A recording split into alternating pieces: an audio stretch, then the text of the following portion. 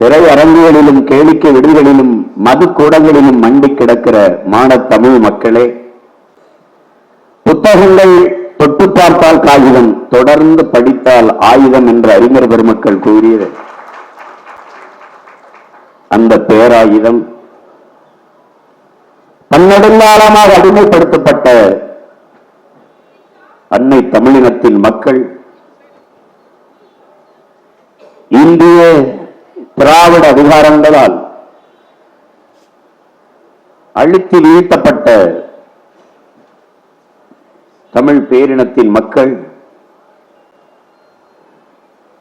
நாங்கள் இந்தியரும் அல்ல, திராவிடரும் அல்ல, நாங்கள் தமிழர்கள் என்று கிளர்ந்து எழுந்து அடிபட்ட புலியும் அடிமைப்பட்ட இனமும் எழுச்சி வரும்போது எவரும் எதிர்நீக்க முடியாது. இந்த எழுச்சி மொழிகளுக்கு ஏற்ப எழுந்து வருகிற இளைய தலைமுறை தமிழ் தேசிய புரட்சியாளர்களுக்கு பேராயுதம்தான் இந்த நூல் என்பதை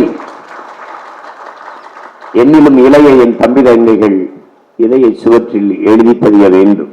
தமிழ் தேசிய அரசியல் ஏன் அது தேவை, எதற்காக என்பதை தெளிவுபடுத்துகிற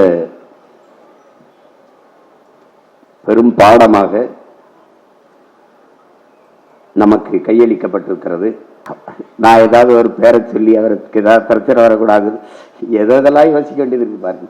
அன்னை தமிழள்ளி பருக அறிவார்ந்த சபையிலே அரங்கை நிறைத்தமர்ந்திருக்கிற என் உயிர் சொந்தங்கள், தமிழ் இனப்பற்றாளர், தமிழ் இன உணர்வாளர் என்றெல்லாம் சொல்லுவதை நீங்கள் கேட்டிருக்கிறீர்கள்.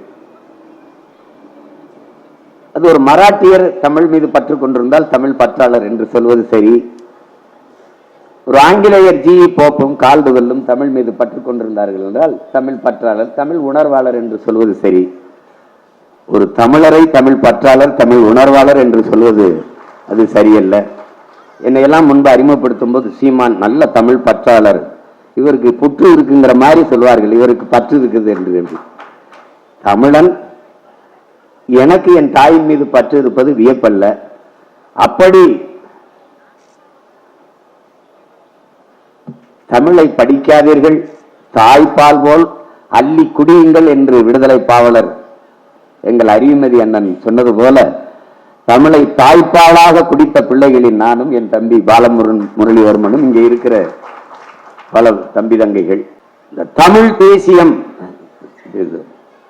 எங்க ஊர்ல சொல்லுவாள்ல, தாலி பேச்ச அத்து பேசுப்பா அப்படின்னு சொல்லுவா. பஞ்சாயத்துல தாலி பேச்சு அத்து பேசுப்பா, என்ன வெத்தலாவுக்குள்ள செத்தவங்கையில வெத்தலா கொடுத்த மாதிரி சவச்சவன்னு பேசிட்டு இருக்காங்க. அது மாதிரி ஒரு தாலி பேச்ச அத்து பேசிடுவோம்.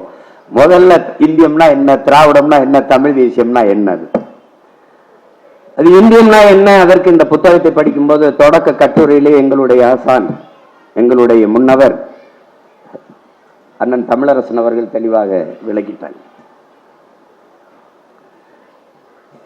இன்றைக்கு இந்த நிலத்தில் தமிழ் தேசியம் என்பது ஒரு வேற்றுத்தரக சொல் போலவும் தீண்டத்தகாத ஒரு வார்த்தை போலவும், தமிழர் என்று பேசுவதெல்லாம் பாசிசம், சாவனிசம், செப்பரேட்டிசம், நகர்ப்புற நக்சல், இது எல்லாம். ஆனால் இதையெல்லாம் கொஞ்சம் கொஞ்சமாக அமைதிப்படுத்தப்பட்டு வருகிறது. 2026க்கு பிறகு ஒரு வாயலும் வாயை திறக்க முடியாது. தமிழ் தேசியம் என்றால் யாவனும் வாய் திறக்க முடியும். இங்கே எங்கள் உயிர் தலைவன் இன விடுதலைக்காக ஆயுதமேந்திய புரட்சியை முன்னெடுத்த போது அந்த புரட்சிக்கான அவசியத்தை இந்த நிலத்திலே தெரு தெருவாக கொண்டு போய் சேர்த்தவன் எங்கள் அண்ணன் தமிழரசன் அவர்கள். இன்றைக்கு அவன் இந்த அரசியல், இந்த இனத்தின் உரிமை விடுதலைக்கான தேவை என்ன என்று எழுதிய இந்த கட்டுரையை அவன் தம்பிகளும் பிரபாகரன் பிள்ளைகளும் தெருத்தரவாக கொண்டு போய் சேர்க்கிற பணியை செய்து கொண்டிருக்கிறோம். அறிவார்ந்த பெருமக்களே, கற்றறிந்த சான்றோர்களே,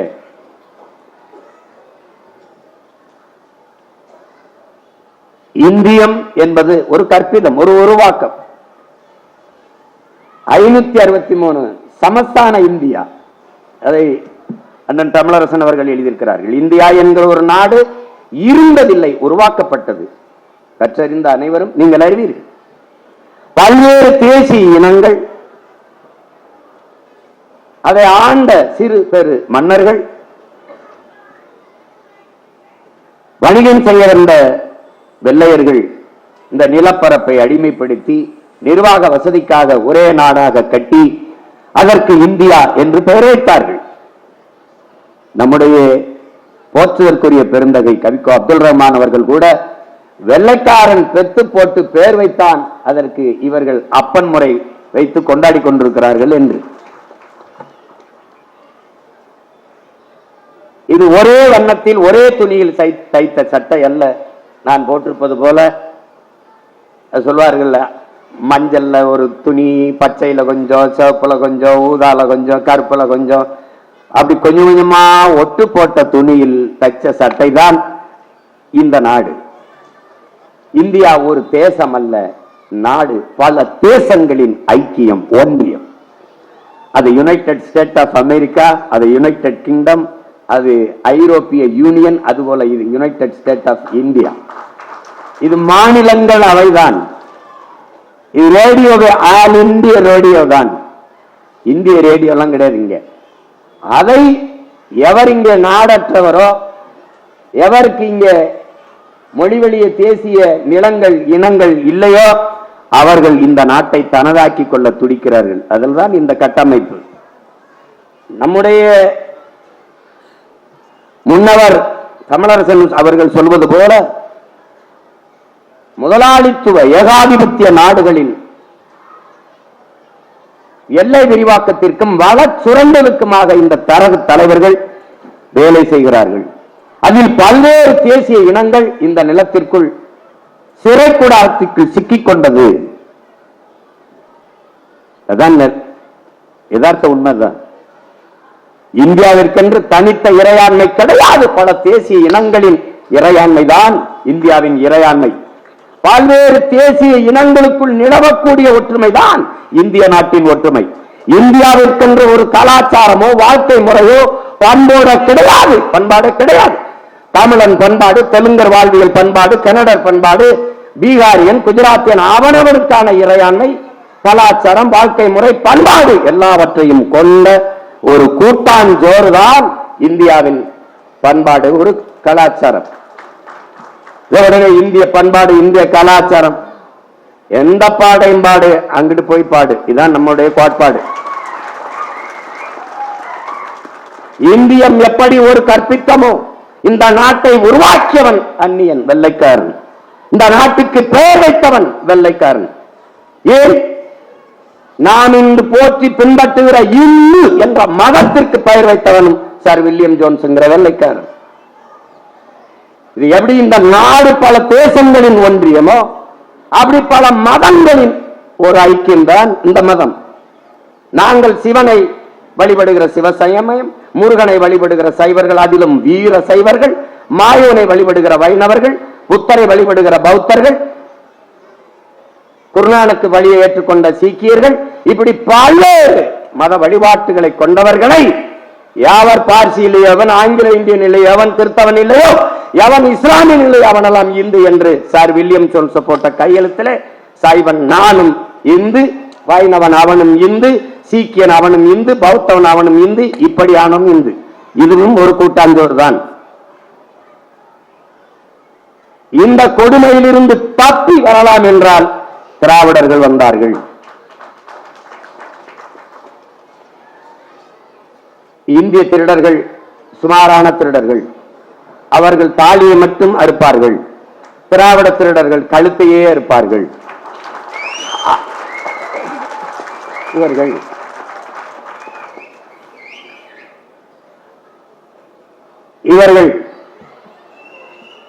எங்கள் ஐயா தக்கார் மாசோ விக்டர் அவர்கள் குறிப்பிட்டது போல 50,000 ஆண்டுகளுக்கு மூத்த ஒரு இனம்.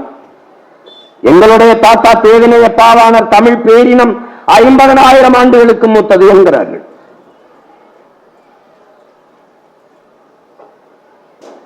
ஆனால் மதம் பரப்பந்த கால்வல் போப் ஆதியில் மனிதர்கள் காடுகளில் இருந்து இடம்பெயர தொடங்கிய போது அவர்கள் பேசிய மொழியில் இருந்த ஒளி வடிவமும் எழுத்து வடிவமும் இன்னும் தமிழிலே காண கிடக்கிறது என்கிறார். அவர் 80,000 ஆண்டுகளுக்கு மூத்தது என்கிறார். ஆனால் யாருக்கும் தெரியவில்லை. நீங்கள் யார்? நீங்கள் தமிழர்கள். உங்கள் தொன்மம் அறிய வேண்டும். அப்படி என்றால் வாருங்கள், என் பின்னாடி நடந்து வாருங்கள். நீங்கள் உங்கள் இனத்தின் தொன்மத்தை அறிய வேண்டும் என்றால் இன்று மலைகளிலே காடுகளிலே பலாயிரக்கணக்கான மூலிகை செடிகள் இருக்கிறது. மூலிகை செடிகள் வளர்ந்திருக்கிறது, இன்னும் இருக்கிறது. இதில் எந்த செடியை தின்றால் என்ன நோய் குணமாகும், இதில் எதை சமைத்து சாப்பிட்டால் நோய் குணமாகும், நல்லது எது சுவையாக இருக்கும் என்று கண்டறியுங்கள், தேடி கண்டுபிடியுங்கள். உன் இனத்தின் தொன்மைத்தை நீ அறிவாய். எப்படி? இந்த கீரை பொன்னாங்கண்ணி இதை சாப்பிட்டால் கண் பார்வைக்கு நல்லது, இது வல்லாரை இதை சாப்பிட்டால் நல்லது, இது தண்டங்கரை இதற்கு நல்லது, அகத்திக்கீரை இதை சாப்பிட்டால் அகத்திற்கு நல்லது, இது சீரகம் இதை சேர்த்துக் கொண்டால் அகம் சீராகும். இப்படியெல்லாம் கண்டுணர்ந்தவன் எவனோ அவன் உன் இனத்து முன்னோன்.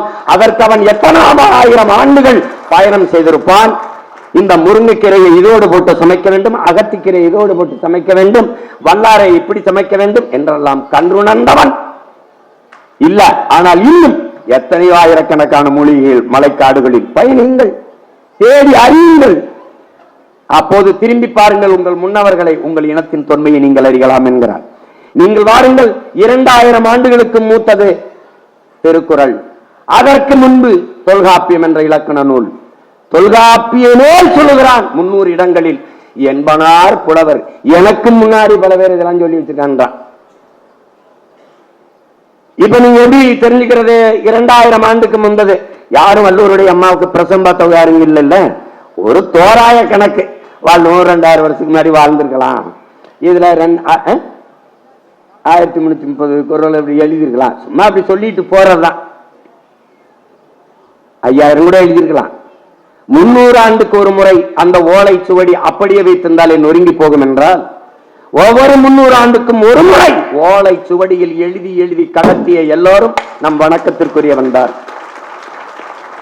நம்ம கைக்கு வந்தது கொஞ்சம். எத்தனை நொறுங்கி போச்சோ, எத்தனை யாகம் வளர்க்கணும் கொளுத்தி தூக்கி போட்டானோ, அது போக நம்ம கைக்கு கிடைச்சிருக்கு. ஆனால் 2000 ஆண்டுகளுக்கு முன்பு எழுதினான் என்று நம் மூதாதை வள்ளுவ பெருமகனாரை வைத்துக் கொண்டால் கூட ஒரு சொற்பிழை, பொருள் பிழை, எழுத்துப்பிழை ஏதுமின்றி ஒரு அறிஞன் உலக மானுட சமூகம் மறுப்பேதும் சொல்லாமல் ஏற்றுக்கொள்ளக்கூடிய ஒரு மறையை, ஒரு வாழ்வியல் நன்னறியை தந்திருக்கிறான் என்றால் அவனுக்கு தமிழ் சொல்லிக் கொடுத்தவன் எவன்? இதைத்தான் இந்த இடம். கம்ப ராமாயணம் என்ற காப்பியத்தை என் மண்ணிலே நாட்டரசன் கோட்டையிலே பிறந்த கம்பர் பெருந்தகை 11 நாளில் பாடினான் என்றால் உங்களால் நம்ப முடிகிறதா? அப்படிப்பட்ட காப்பியத்தை 15 நாளிலே பாடினான் என்றால் கம்பனுக்கு தமிழ் கற்றுக் கொடுத்த ஆசிரியர் பெருமகன் எவனடா? அவ்வையின் ஆசிரியர் யார்? சீர்கலை சாத்தனான், இளங்கோவன், இவனுக்கெல்லாம் எவன்டா தமிழ் சொல்லிக் கொடுத்தான்? தேடிப்போ, நீ யார் என்று தெரியும், உன் தொன்மம் தெரியும். எழுத படிக்க தெரியாது இருக்கிற உன் இனத்தின் முன்னோன் உலகத்திற்கு ஒழுக்கம், நாகரிகம், அறிவு, அறம் எல்லாவற்றையும் கற்றுக் கொடுத்திருக்கான். ஒரு அரசாட்சி இப்படி செய்யணும், ஒரு உழவன் இப்படி வேளாண்மை செய்யணும், எல்லாத்தையும் பாடி தந்திருக்கான். அப்படிப்பட்ட ஒரு தொன்மை இனத்தின் மக்கள் நான். இப்ப ஆட்டத்துக்கு வருவோம். இந்த தமிழ் தேசியம் ஏன், எதற்கு, எப்படி?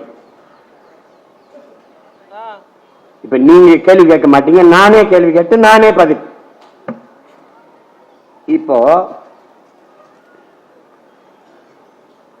இந்தியம் ஒரே மொழி இந்தி,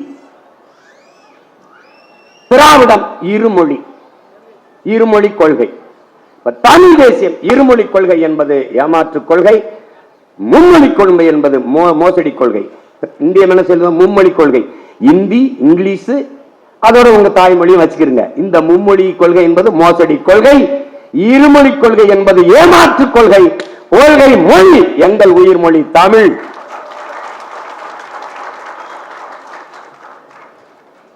தமிழ் எனக்கு உயிர். தமிழ் எனக்கு தாய்மொழி, என் பண்பாட்டு மொழி, என் பயன்பாட்டு மொழி, என் பயிற்று மொழி, என் வழிபாட்டு மொழி, என் வழக்காட்டு மொழி, எல்லாம் எனக்கு தமிழ். ஆங்கிலம் வெறும் பயன்பாட்டு மொழி, அவ்வளவுதான். இந்தி அவர்கள் திணிப்பார்கள், இந்தியர்கள், இந்திய தேசியர்கள் அதை தடுப்பது போல் நடிப்பார்கள் திராவிட திருவாளர்கள். இன்னைக்கு இங்கே ஆதிக்கமா? எல்லோரும் வாருங்கள் நாட்டினரை. செந்தமிழுக்கு ஒரு தீங்கு வந்தவென்னும் இந்த தேகம் இருந்து ஒரு லாபம் உண்டோ? புரட்சி பாவலன் விட்ட அறைகூவலுக்கு எழுந்து தீந்தமிழுக்காக இந்த உடலை தின்ன கொடுப்பார்கள் தமிழ் தேயர்கள்.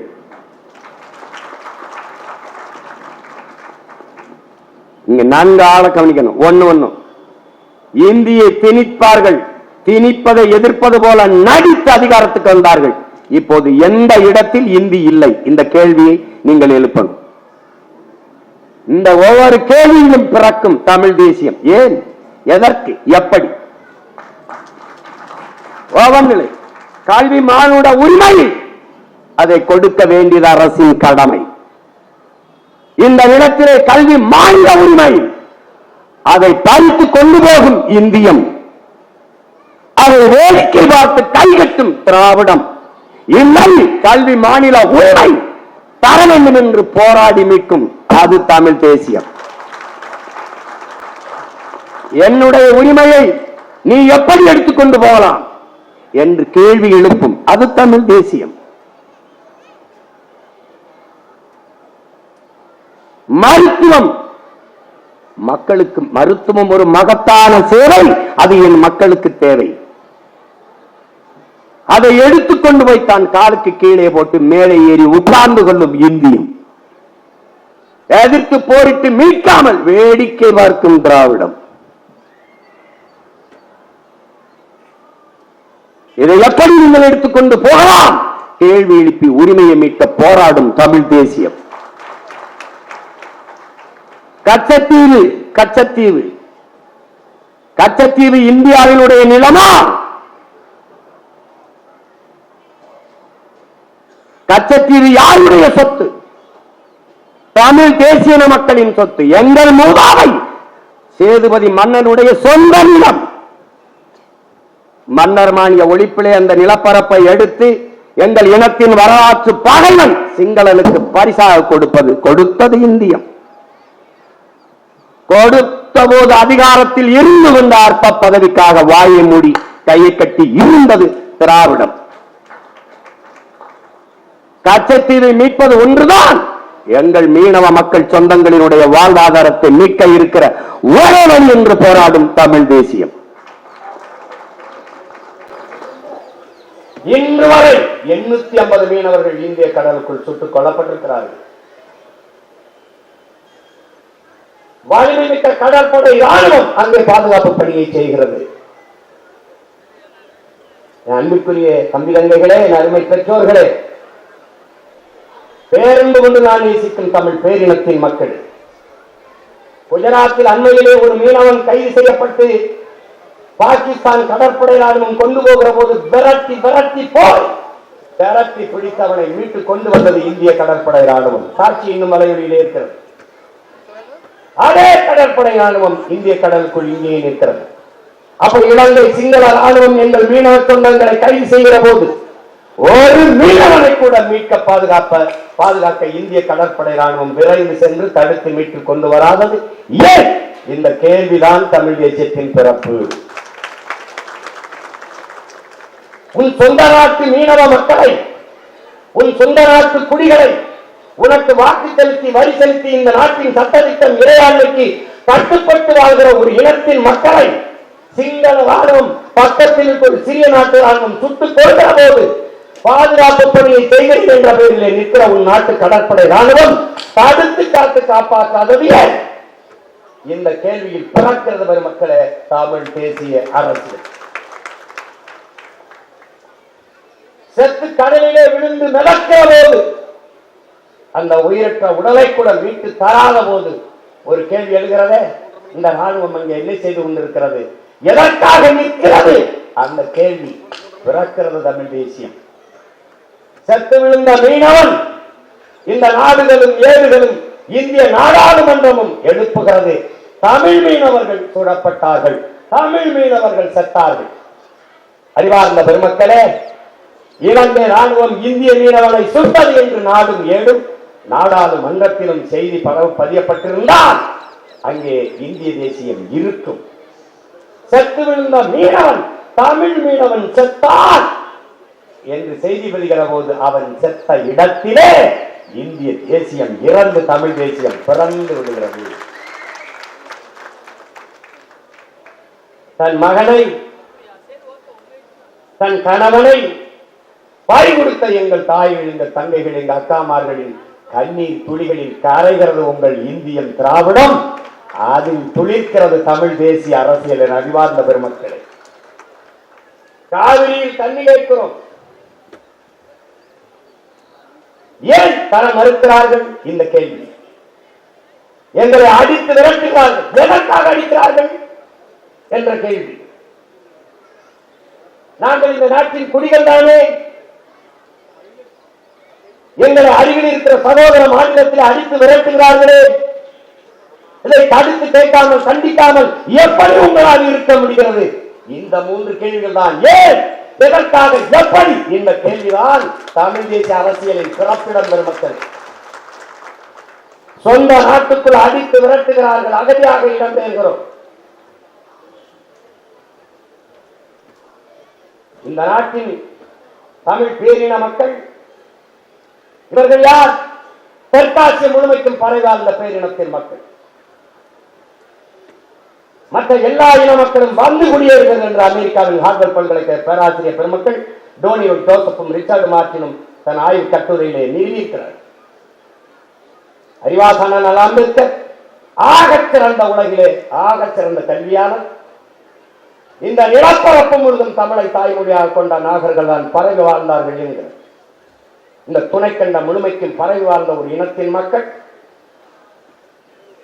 தங்கள் நிலத்தில் வளத்தை எல்லோருக்கும் புதுமையாக்கினார்கள். நரிமணம் பெற்றோர் எல்லோரும், நெய்வேலி பழுப்பு நிலக்கரி எல்லோரும், எல்லோரும், கூடங்குளம் அணு உலை எல்லோரும், நீத்தே எல்லோரும், என் நிலத்தின் வளங்கள் எல்லோருக்கும்.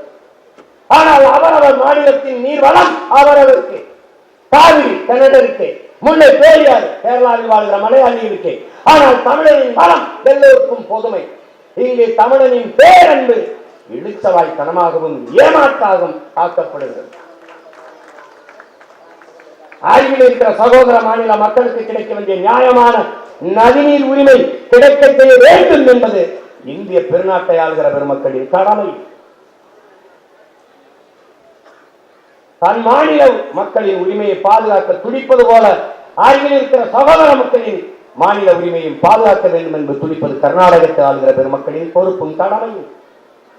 ஆனால் காவிரி நதி நீர் என்று கேட்கிற போது தமிழனை சரியாக பட்டியலிட்டு தேடி தேடி அடித்து அவன் கடைகளுக்கு தீவிப்பது, அவன் விளைநிலங்களுக்கு தீவிப்பது, அவன் உடைமைகளை பறிப்பது, அவனை அடித்து விரட்டுவது என்று செய்கிற போது இந்த நாட்டின் ராணுவம் என்ன செய்து கொண்டிருக்கிறது? என்ன செய்து கொண்டிருக்கிறது? எங்களை சொந்த நாட்டிலே அடித்து விரட்டி அகதியாக வருகிற போது என் அப்பன் வயதை வைத்தவனை உடையெல்லாம் கலட்டி அருள் நிர்வாணப்படுத்தி அவன் முதுகிலே ஓங்கி நீ தமிழனா என்று கேட்டு அடித்த போது அவன் முதுகிலே விழுந்த அடியில் ஏற்பட்ட அதிர்விலே வெடித்து பிறந்தவனா தமிழ் தேசியம்.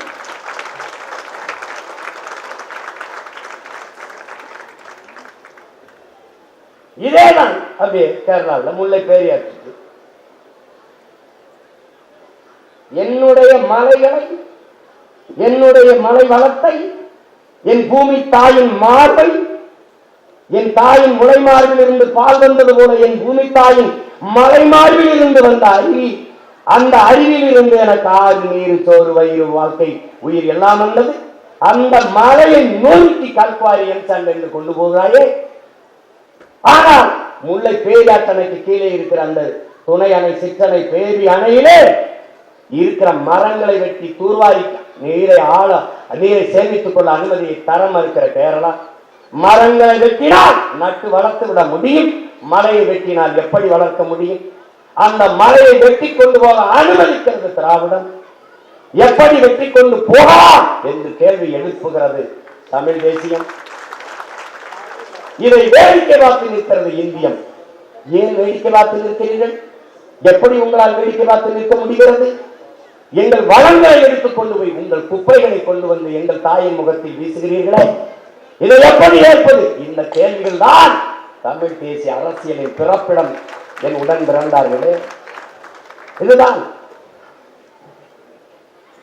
சுற்றி தண்ணீர மறுக்கிறார்கள், ஆனால் நம் நிலத்தின் வளங்களை எல்லாம் அள்ளிக்கொண்டு போகிறார்கள், கொள்ளை கொண்டு போகிறார்கள். பொழுதெல்லாம் எங்கள் செல்வம் கொள்ளை கொண்டு போகவோ, நாங்கள் இங்கு சாகவோ, அழுது கொண்டு இருப்போமோ, ஆண் பிள்ளைகள் அல்லவோ, உயிர் வெல்லமோ என்று பெரும்பாவளன் பாட்டன் பாரதி பாடியது போல நாம் அழுது கொண்டு நிற்கிறதுக்கு அற்ப பதர்கள் அல்ல. வேடிக்கை பார்த்துக் கொண்டு எப்படி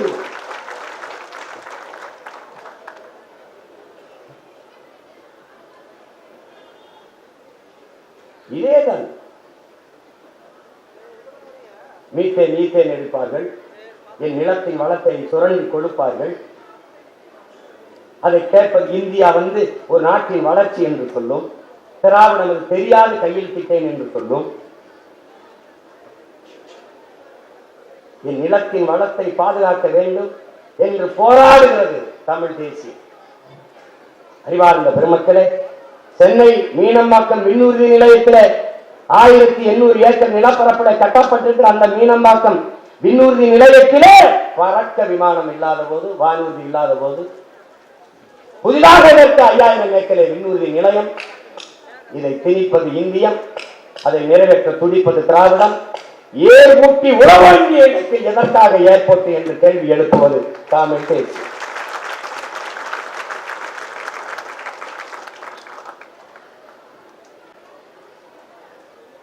நீங்கள் ஸ்டெர்லைட்டை மூடிவிட்டால் தாமிரத்தின் தட்டுப்பாட்டை எப்படி சரி செய்வீர்கள்? தாமிரத்தின் தட்டுப்பாட்டை பேசுகிற மக்களே, தண்ணீர் தட்டுப்பாட்டை பேச மறுப்பது ஏன் என்ற கேள்வியை எழுப்புவது தமிழ் தேசியம். இந்தியை திணித்து என்னரும் தமிழ் மொழியை சிதைத்து அழிப்பார்களோ என்று உயிரீகம் செய்த நடராஜனின் மூச்சு காற்று உழவுகிற இந்த மண்ணிலே அந்த மூச்சு காற்றை சுவாசிக்கிற பிள்ளைகளின் பேச்சும் மூச்சும் தமிழ் தேசியம், தமிழ் தேசியம், தமிழ் தமிழர் என்றுதான் உச்சரி.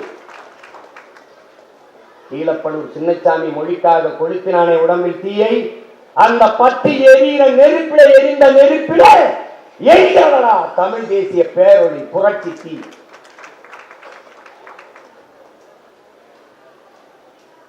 சும்மா தமிழ் அரசியா நாங்க மாப்போசியே பார்த்துட்டோம், சீப்பா ஆதித்தனாரை பார்த்துட்டோம், முத்தமிழ் அறிஞர் கியாபி விஸ்வநாதரை பார்த்துட்டோம், அண்ணல் தங்கையை பார்த்துட்டோம், மறைமலை அடிகளை பார்த்துட்டோம், திருவிக்காவை பார்த்துட்டோம், எல்லாரையும் பார்த்த.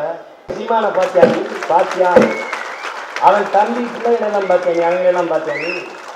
வரலாற்றிலே முதன்முறையாக இப்போதான் எதிரியை சந்திக்கிறேன். இப்பதான்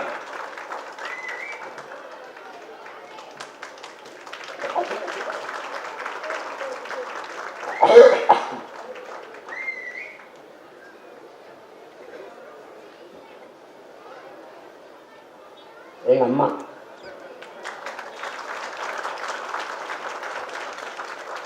பேர் மட்டும் இல்ல, ஆளே அற்புதம் தான்.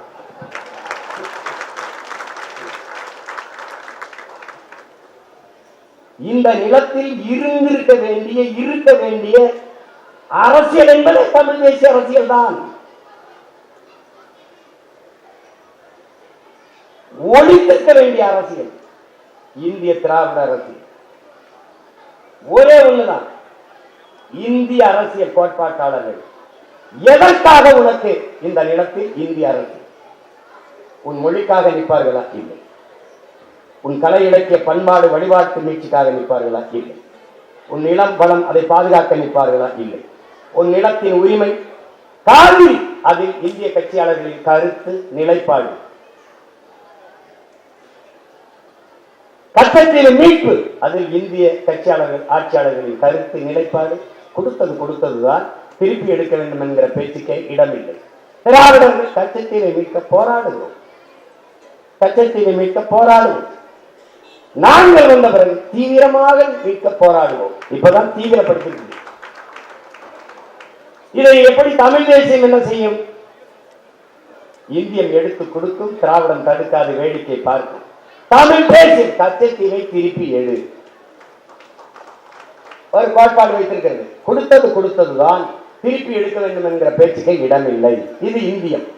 திராவிடம் தீவிரமாக போராடுவோம். ஒவ்வொரு தேர்தல் அறிக்கையிலையும் கச்சத்தீவை மீட்க போராடும் என்று இருந்தது. அருமை பெருமக்களே, 21 சட்டசபை தேர்தலில் கச்சத்தீவை மீட்க போராடும் என்ற வார்த்தை இல்லை. ஏன்? அது என்றால் காரணம். இது எத்தனை நாளைக்கு அது சொல்றது? அதை கேவலப்படுத்துறாங்கடா, அது விட்டுங்கடா. அந்த வார்த்தை மீட்க போராடும் என்று சொல்லும் இல்லை. இப்ப தமிழ் தேசம் என்ன செய்யும்? கச்சத்தீவை திருப்பி ஏது கொடுத்ததுதான் திருப்பி எடுக்க வேண்டும் என்கிற பேச்சுக்கே இடமில்லை. இல்லை என்றால் என்னை தனியாக பிரித்து விடு. பார்த்தீர்களா? நாங்கள் அப்பவே சொன்னோம், இவர்கள் தனிநாடு கேட்பார்கள், பிரிவினைவாதிகள், தீவிரவாதிகள், செப்பரேட்டிஸ்டுகள், காலனிஸ்டுகள். அதுவரை காதுல பஞ்சு வச்சிருக்கோம். மெதுவா எடுத்து கீழே வச்சு ப்ளீஸ் எப்படி? கச்சத்தீவை கொடுத்ததுதான். நாங்க பிரிவினைவாதிகள். என் தாய் நிலத்தின் ஒரு பகுதியை எடுத்து என் இனத்தின் வரலாற்று பகைவனுக்கு கொடுத்த நீ தேசியவாதி, எடுத்து என் நாட்டோடு இணை என்று சொல்கிற நான் பிரிவினைவாதியாக? செத்து விடுபவன் குஜராத்தி, செத்து விடுபவன் மராட்டியன், செத்து விடுபவன் கன்னடன், பீகாரி, ராஜஸ்தானி என்று இருந்தால் நீ இந்த வார்த்தையை பதிவு செய்வாய? செத்து விடுபவன் தமிழன் சகித்துக் கொள்கிறான். ஆந்திர காட்டுக்கிற 20 பேரை சுட்டு போட்டார் சந்திரபாபு நாயுடு. அன்றைக்கு ஆட்சியில் அதிகாரத்தில் இருந்தவர்கள் திராவிடர்கள், அன்னைக்கு ஆண்டு கொண்டிருந்த இந்தியர்கள். அந்த கொடுஞ்செயலுக்கு ஒரு வருத்தம், ஒரு கண்டனம், ஒரு துயர செய்தி பதிவில்லை. சம்மரக்கட்டையை வெட்ட வந்தார்கள் குற்றச்சாட்டு. தமிழர்கள் திருடர்கள் வலி. வயிற்று பசிக்காக வறுமையை போக்க வெட்ட வந்தான். சரி, அதற்கு சிறைதானே படுத்தல. எதற்கு சுட்டுக் கொண்டாய்? எதற்கு கொன்றாய்? வெட்ட வந்த கூலியை சுட்டுக் கொண்டாய். வெட்டி ஏற்றி சம்பாதிக்கிற முதலாளி எங்கிருந்தான்? அவனை ஏன் கைது செய்யல? இதாண்டா தமிழ் தேசத்தின் பிறப்பிடம். ஏன் கைது செய்யல? கூலியை கொண்டுட்டார், அவனை ஏன் கைது செய்யல? வீரப்பன் என்ன செய்தான்? சந்தன காட்டை வெட்டி விட்டான், யானைகளை கொண்டு தந்தத்தை எல்லாம் விட்டான். சரி, வித்தவன் காட்டுக்குள் இருந்தான், வாங்கியவன் எங்கிருந்தான்? இந்த கேள்விதான் தமிழ் தேசிய அரசியலின் பிறப்பு. அன்பு தம்பி தங்கைகளே, வித்தவன் எங்கிருந்தான்? காட்டுக்குள்ள. வாங்கி வித்தவன் எங்கிருந்தான்? எங்கிருந்தான்? வித்தவனையை விரட்டி ஆயிரக்கணக்கான கோடிகளை கொட்டி கைது செய்ய துடித்த பெருமக்களே, வாங்கியவனை தேடி ஒருவனை கூட கைது செய்யவில்லையே. எதற்காக கைது செய்யவில்லை? இந்த கேள்வியை எழுப்பாமல் எப்படி உங்களால் அமைதியாக இருக்க முடிந்தது? இதுதான் இந்த தமிழ் தேசியத்தின் பிறப்பிடம் பெருமக்களே. இதுதான்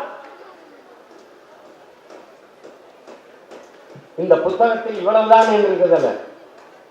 எவ்வளவு நேரம் வேண்டுமானாலும் பேசிக்கொண்டே இருக்கலாம். அவ்வளவு கருத்து பொதிந்த செறிந்த கட்டுரை தாங்கி இருக்கிற ஒரு ஏடு இந்த நூல். அறிவார்ந்த பெருமக்களே, சொல்லிக்கொண்டே போகலாம், 1 2 அல்ல. தமிழ் தேசியம் என்பது இங்கே நினைக்கிறார்கள், இங்கே பேசுகிறவர்கள் சீமான் முன்னெடுக்கிறார் என்று இல்லை. பல 100 ஆண்டுகளாக இங்கு முன்னவர்கள். நீங்கள் நிமிர்ந்து பார்க்கிற, அண்ணாந்து பார்க்கிற மரங்கள் எல்லாம், உயர்ந்து நிற்கிற மரங்கள் எல்லாம் ஒரு நாள் கீழே விதையாக விழுந்த ஒரு விதையின் வளர்ச்சிதான் என்பதை அறிவார்ந்த பெருமக்கள். அப்படி என் முன்னவர்களின் எத்தமும் நித்தமும் தான் இந்த சீமானும் அவன் தம்பி தந்தைகள். பிரபாகரன் என்றால் ஒற்றை உருவம் முன்னாடி நிற்கிறார், அவருக்கு பின்னாடி 50,000 மாவீரர்கள் இன விடுதலைக்காக களத்தில் இன்னுயிரை இந்த வீக மறவர்கள். அப்படிதான்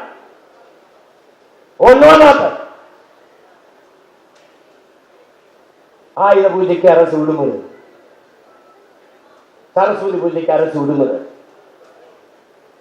விநாயகர் சதுர்த்திக்கு அரசு விடுமுறை, குருநானக் பிறந்ததுக்கு அரசு விடுமுறை, மகாவீர் ஜெயந்திக்கு அரசு விடுமுறை.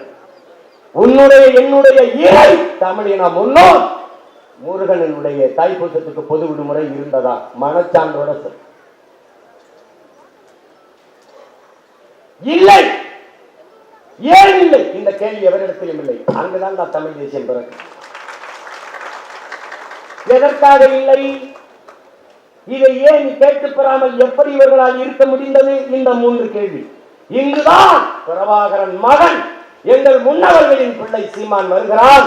அன்றைக்கு ஆட்சி அதிகாரத்தில் இருந்த ஐயா எடப்பாடி பழனிசாமி இடத்திலே போய், ஐயா தமிழ் இந்த பாருங்க தைப்பூசத்திற்கு நம் மூதாதை முருக பெருமகனுக்கு பொது விடுமுறை வேணும்னு அவர் கேட்ட ஒரு கேள்வி. தம்பி, உண்மையிலேயே தைப்பூசத்துக்கு பொது விடுமுறை இல்லையா தம்பி?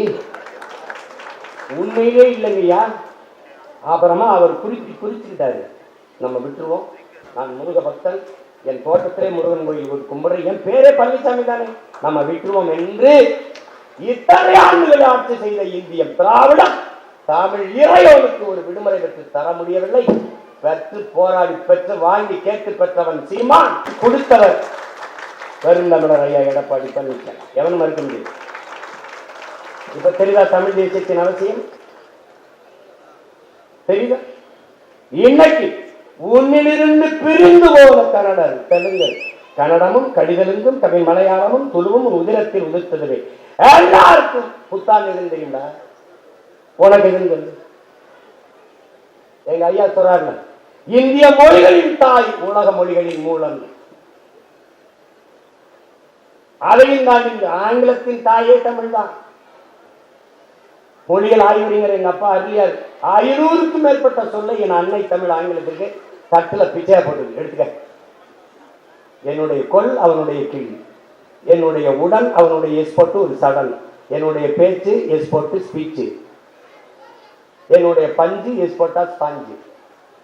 உடன் அவன் சடன் தான். என்னுடைய கட்டுமரான் அவனுடைய கட்டுமரான், என்னுடைய நாவாய் அவனுடைய நேவாய் நேவி, என்னுடைய கலாச்சாரம் அவனுடைய கல்ச்சர், என்னுடைய காசு அவனுடைய கேசு.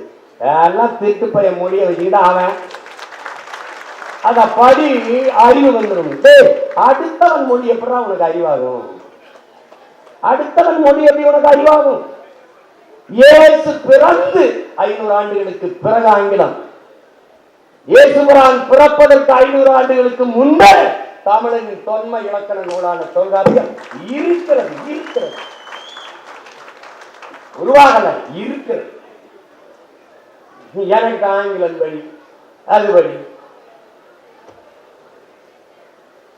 பிரிட்டன்ல பிச்சைக்காரன் கூட இங்கிலீஷ் தான் பிச்சை இருக்கிறான். அமெரிக்காவில் பள்ளிக்கூடம் போகாத கூட ஆடும் அழகா ஆங்கிலம் பேசுறான்.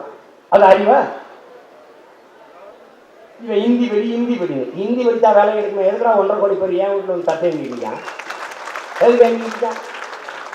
இங்கே தோல் பப்படி தொட்டு வைக்கிறவன்லாம் எந்த வீட்லையும் நம்மால் வேலை செய்யறாங்கடா. எல்லாம் ஹிந்திக்காரன். காடி கராக, ஜல்தி ஆரோ, பானி கராக, எல்லாம்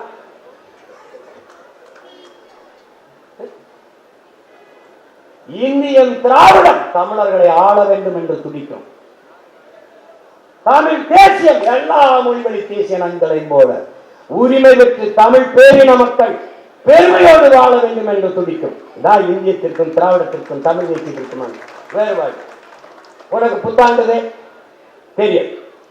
ஆனால் கன்னடர்களுடைய புத்தாண்டுக்கு தமிழ்நாட்டிலே விடுமுறை. தெலுங்கு ஆந்திர வருட பிறப்பிற்கு தமிழ்நாட்டிலே விடுமுறை. ஓணத்திற்கு தமிழ்நாட்டிலே விடுமுறை. ஆனால் உன்னுடைய புத்தாண்டிற்கு இதில் எந்த மாநிலத்தில் விடுமுறை?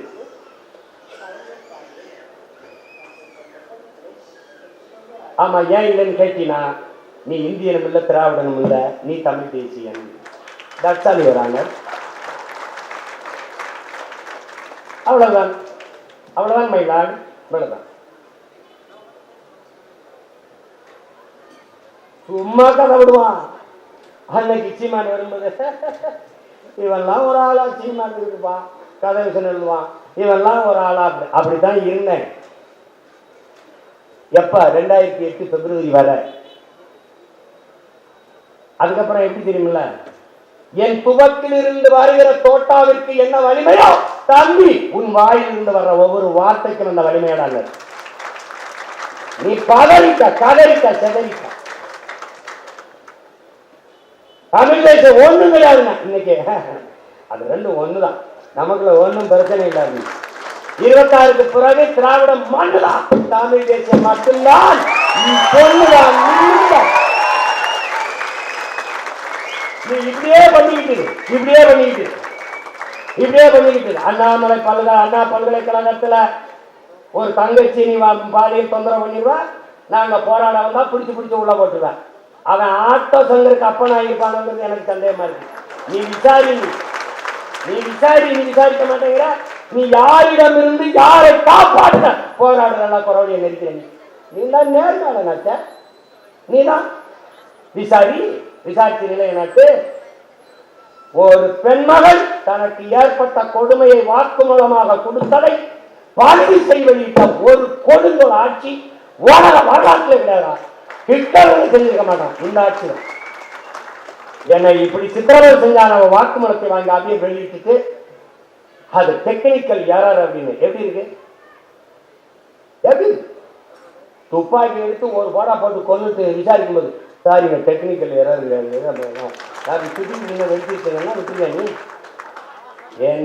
என்ன மாதிரி ஆட்சி, என்ன அதிகாரம் இது?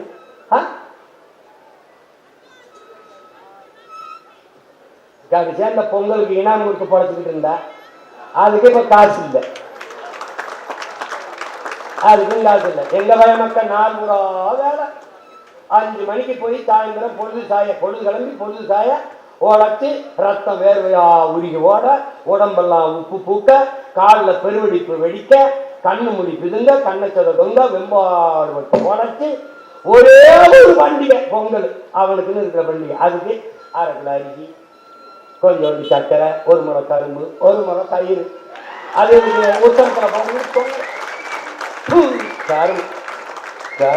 இவங்களை ஓடிக்காம அவன் சரணடைஞ்சுட்டான். பேசிக்கலாம் வாங்க, விடுங்க, எதா இருந்தாலும் பேசிக்கலாம். இவாதுதான் நீ கூட்டணி போகாம என்ன பண்ணுவாரு? என்னக்கே பண்ணிட்டு போறேன் உனக்கு என்ன? என்னக்கே பண்ணிட்டு போறியா உனக்கு என்ன? அதுல உங்க கட்சிக்காரர்கள் சொல்லுறோம். அதை நானே கவலைப்பட நீங்க கவலைப்படுறேன். நான் சொன்னேன் என் கட்சி கூடத்துல வந்து நில்லு. இம்முறையும் நாம் தனித்துத்தான் போட்டியிடுகிறோம் சொல்லும் போது எழுப்புற கையொலியும் ஆர்ப்பாட்டம். கூட்டணி வைக்கவில்லை என்றால் தற்கொலை, கூட்டணி வைப்பது என்பதே தற்கொலை. எதற்காக கூட்டணி? யாரோட கூட்டணி? இந்த நிலப்பரப்பிலே பெரிய கூட்டணி வைத்திருக்கிற ஒரே மகன் நான் தான். கட்சி தான். சீமான் எவனவன் 2000 3000 ஏக்கர் விளை நிலத்தை என் ஆண்டோடும் முன்னோடும் உழுது உழுது உழுது தெல்லு உழுதியா ஆக்கி காட்டை மேட்டை திருத்தி விளைநிலமாக மாற்றி வைக்கிற என்னுடைய நிலத்தை நீ எவ்வளவு முதலாளிக்கு தொழிற்சாலை அமைக்க எடுத்துக் கொடுப்பாய் என்று எந்த தொழிற்சாலை அரிசி பருப்பை விளைய வைக்கும் உற்பத்தி செய்யும் என்று கேள்வி எழுப்புகிற அறிவார்ந்த பெருமக்கள், தொழிற்சாலை வேலை கொடுக்கும், வேலையை சம்பளம் கொடுக்கும், சம்பளத்தை வைத்து என்ன செய்யலாம்? சாப்பிடலாம். சாப்பாடு யார் கொடுப்பான்? இந்த கேள்வி எழுப்புகிற ஒவ்வொரு மகனும் என்னோட கூட்டணி. விண்வெளிக்கு விண்கலத்தை அனுப்புகிற விஞ்ஞானிகள் சாப்பாடை அவருக்கு விவசாயி தான் அனுப்ப வேண்டும். சந்திர மண்டலத்துக்கு சந்திராயனை அனுப்புகிற சயின்டிஸ்டுகள் அவருக்கு சாப்பாடை சம்சார் தான் அனுப்ப வேண்டும். இந்த சிந்தனை இருக்கிற எவனும் என்னோட கூட்டணி. நச்சு ஆலைகளை நிறுவுகிறாய், இதை வளர்ச்சி என்று கட்டமைக்கிறாய். தனிப்பெரும் முதலாளிகளின் வளர்ச்சியை ஒட்டுமொத்த நாட்டின் வளர்ச்சியாக கட்டமைத்து ஏமாற்றுகிறாய் என்று எழுகிற ஒவ்வொரு இளைஞனும் தம்பியும் தந்தையும் என்னோடு கூட்டணி. 14,000 ஆசிரியர் பெருமக்கள் தேர்வெழுதி தேர்ச்சி பெற்று பணி நியமனத்திற்காக காத்திருக்கிறவர்கள் என்னோடு கூட்டணி. 17 ஆசிரியர் பெருமக்கள் நிரந்தர பணி தர வேண்டும் என்று போராடுகிறவர்கள் என்னோடு கூட்டணி. ஓய்வு பெற்றவர்கள் போக்குவரத்து தொழிலாளர்கள் எங்களுக்கான பிடித்த பணத்தை தராமல் பிடிவாதம் பிடிப்பது ஏன்? களத்திலே போராடுகிற ஒவ்வொரு தொழிலாளியும் என்னோடு கூட்டணி. இந்த நாட்டிலே பிரச்சனை என்று முன்னின்று களத்திலே போராடுகிற பல லட்சக்கணக்கான மக்கள் நாம் தமிழர் கட்சியோடு கூட்டணி. அப்படி பார்த்தால் இந்த நிலத்திலே பெரிய கூட்டணி தமிழ் தேசிய கட்சி, நாம் தமிழர் கட்சி வைக்கிற கூட்டணி தான். ஏன் நான் கூட்டணி வைக்க மாட்டேன்? ஒரு சித்தாந்த கட்சி உலகத்தில் எந்த இனத்திலும் தோன்றாத மாபெரும் தலைவன் தோன்றிய இனத்தின் மக்கள் நாங்கள். இல்லாத இந்தியம் திராவிடம் இந்த சித்தாந்தங்களை வச்சு ஆண்டு அடித்து விட்டீர்கள். அதிலிருந்து எங்களை தற்காத்துக் கொள்ள பேரெழுச்சியாக இருந்து வருகிற தமிழ் தேசிய அரசியல் இது எதனோடு இந்தியன் திராவிட கட்சியோடு சரணடையாது. வேண்டுமானால் நீ என்னிடத்திலே சரணடை, யாரோடும் சரணடைய முடியாது. போடா, புதிதாக ஒன்றும் தோற்க போறதில்லை. இந்த அரசியலின் தேவை எப்போது உருவானது? ஒரு இனம் என்றைக்கு முழுமையான விடுதலை அடையும், அது என்றைக்கு தனக்கென்று ஒரு நாடு அடைகிறதோ அன்றுதான் முழுமையான விடுதலை அடையும். அந்த விடுதலை அடைவது ஒன்றே தன் இறுதி இலக்கு என்று உயிரை ஆயுதமாக எழுதி போராடிய புரட்சி முன்னெடுத்தவன் எங்கள் உயிர் தலைவன் மேதகு பிரபாகரன் அவர்கள். அந்த விடுதலை போராட்டத்திலே பல்லாயிரக்கணக்கான எங்கள் மாவீரர்கள் தங்கள் இன்னுயிரை ஈகம் செய்து போராடினார்கள் தாய்லாந்தில் விடுதலைக்காக. அந்த விடுதலை போராட்டத்தை சிதைத்து அழித்தது இந்தியம். அறிவார்ந்த பெருமக்களே, அன்பு சொந்தங்களே, லால் பகதூர் சாஸ்திரி சினிமாவோ பண்டார நாயக்கா கையெழுத்திலே 15 லட்சம் மலைய மக்களை ஒரே இரவில் நாடற்றவர்களாக இறக்கிவிட்டவர்கள் இவர்கள் இந்தியர். பிறகு கச்சத்தீவை எடுத்து இந்திரா காந்தி சினிமாவோ கையெழுத்திலே கச்சத்தீவை தாரை வாக்கு கொடுத்தவர்கள் இந்தியவர்கள், வேடிக்கை பார்த்து நின்றவர்கள் திராவிடர்கள். பிறகு ராஜீவ் தேவர்த்தனை ஒப்பந்தம், அந்த ஒப்பந்தத்திலே கையெழுத்திட்டது இந்தியம், வேடிக்கை பார்த்து நின்றது திராவிடம். இந்த 3 கையெழுத்தில் தான் தமிழ் தேசிய மக்கள் தலையெழுத்தை மாறி போனோம். அறிவார்ந்த தமிழர்கள், நாளைய தமிழ் சமூகத்தை மாற்றி படைக்க காத்திருக்கிற இளைய தலைமை புரட்சியாளர்களுக்கு கவனத்தில் கொள்ள வேண்டும். இந்த சூழலிலே தன் இனமீட்சிக்காக ஒரு வீரம் சேர்ந்த விடுதலை போராட்டத்தை முன்னெடுத்த எங்கள் தலைவன், அவரை வீழ்த்தி தமிழ் தேசியத்தின் தேச விடுதலை கனவை சிதைத்தவர்கள் இந்தியர்கள், கூட நின்று துரோகத்தை செய்தவர்கள் இந்த திராவிட திருவாளர். செத்து விழுந்த எங்கள் மாவீரர்கள் சிந்திய ஒவ்வொரு ரத்த துளியிலும் முளைத்து எழுந்த புரட்சி பைகளடா தமிழ் தேசிய அரசியல் தம்பிகளும் தங்கைகளும்.